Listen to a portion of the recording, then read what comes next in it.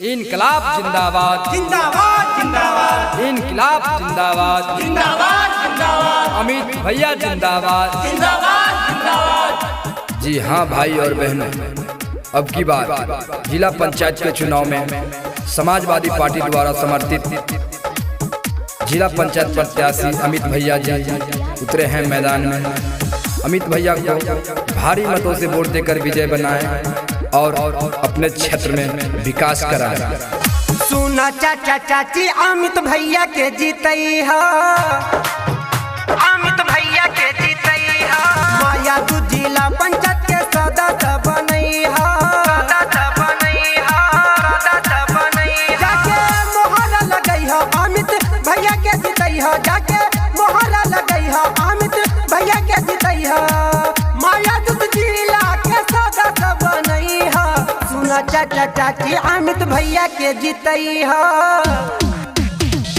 भैया के जीतई हो, भैया के जीतई हो। माया दू जिला पंचायत के सदस्य बनई हो।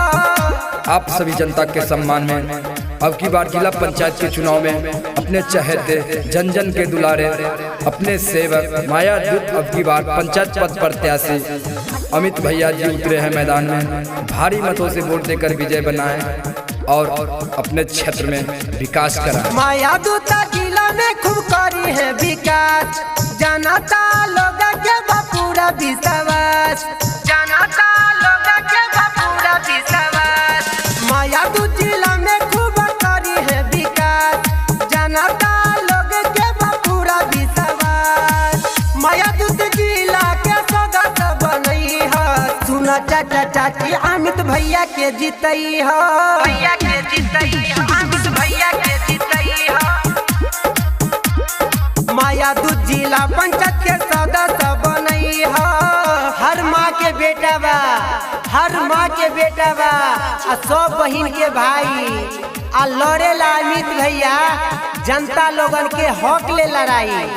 ए बार अमित भैया के भारी से भारी वोटों से विजय बनई है, विजय बनई है। सीधा साधा भोले भाले दिल के अमीर, माया दूता जिला के बदल है तकदीर, माया दूता जिला के बदल है तकदीर। सीधा साधा भोला भाला दिल के अमीर, माया दूता जिला के बदल है तकदीर। अपना क्षेत्र में विकास करबई है। सुना चाचा चाची अमित भैया के जीतई हो, भैया के जीतई हो, अमित भैया के जीतई हो। माया दू जिला पंचायत के सदस्य बनई हो, जिला पंचायत के सदस्य बनई हो। Recording by Ma Shitla Music Math।